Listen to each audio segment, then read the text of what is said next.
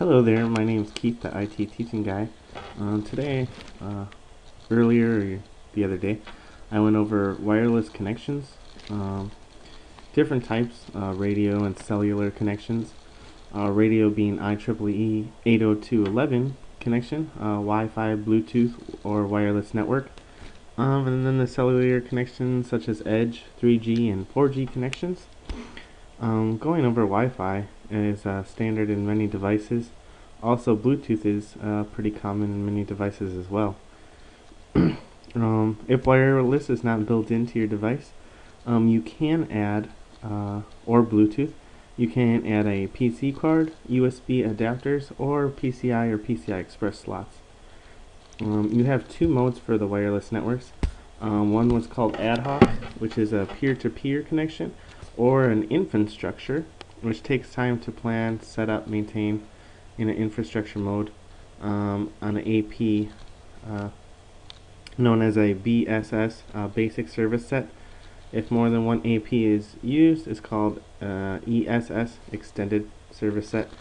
So let's check that out, kind of look at what that looks like.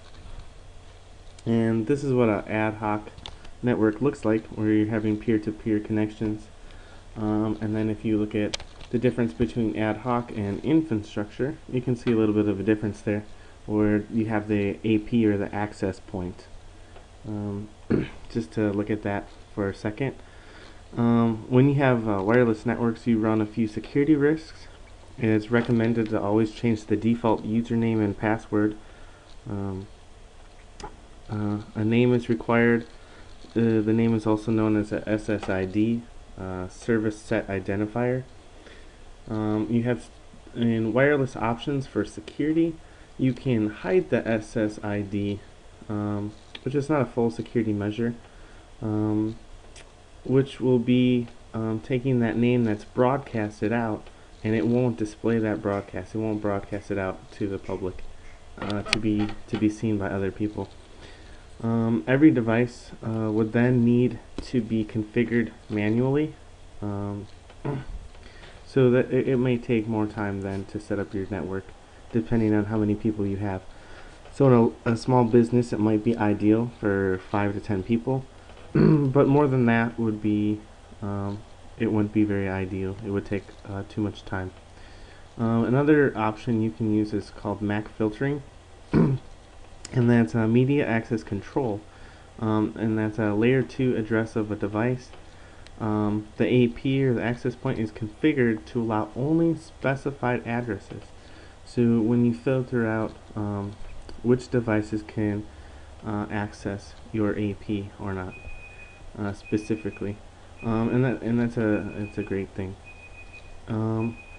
There's other security protocols that we're used to today when setting up passwords and connecting to a Wi-Fi network that is at home or in certain places where they require a password.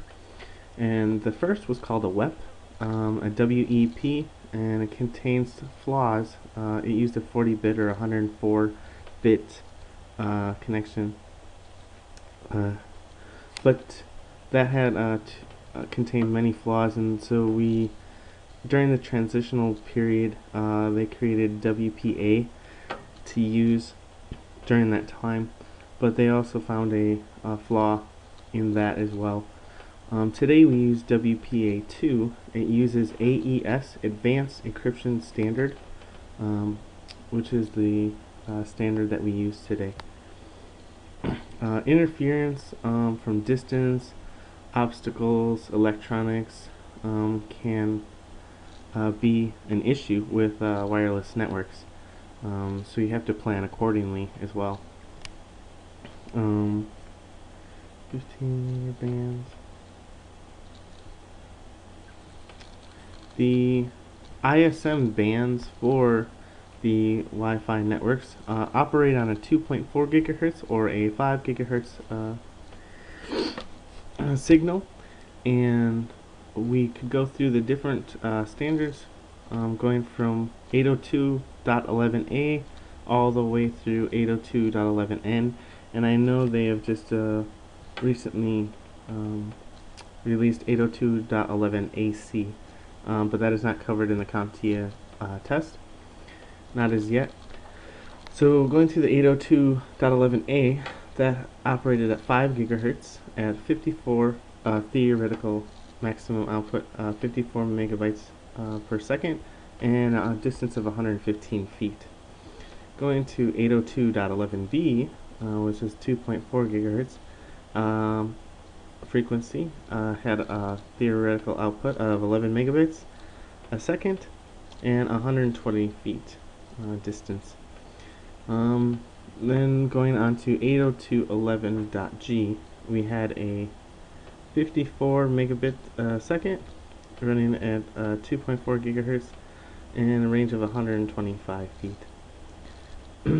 For today, most people can be running on the 802.11n and theoretical output of 100 megabits a second and with a range of 300 feet. So the speed and range has extended just about doubling from G. In 802.11, they want to explain how they reach these outputs with something called MIMO, M-I-M-O, which uses multiple antennas and a dual band to reach those speeds. Some technologies are still used today is IRFD, your infrared, and that operates at a 4 megabit a second with 1 meter distance and using direct line of sight. Ad hoc mode can use AP runs at half duplex method, running meaning one device can transmit at a time, but full duplex may be emulated with IRDA. They talked about the cellular networks, 3G running at 1.5 megabits a second, and using your cellular phone networks, or you can use dongles, which can attach to your PC. 4G has a output of 100 megabits.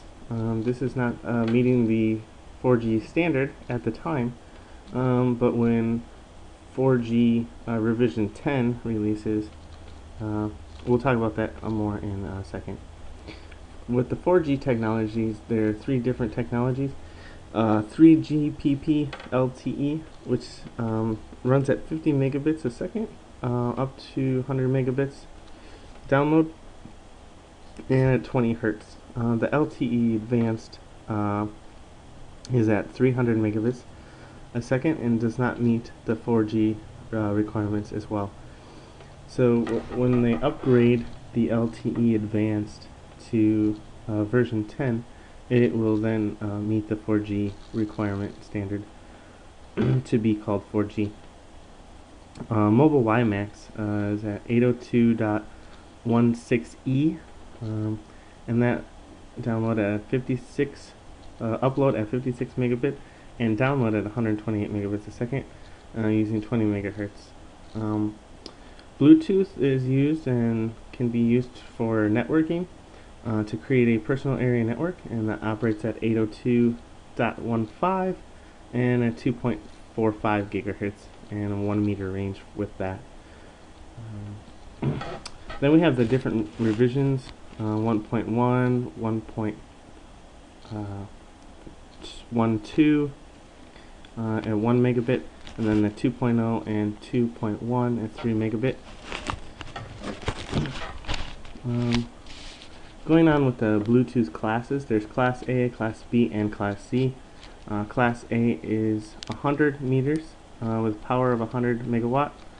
Class B with 10 meters with power of 2.5 megawatt. And Class C operating 1 meter with power of 1 megawatt.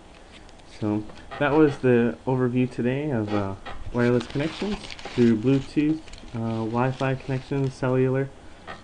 So thank you, and keep studying for your A+ connection, and check out freeaplus.com for great videos to help you get through your A+ tests.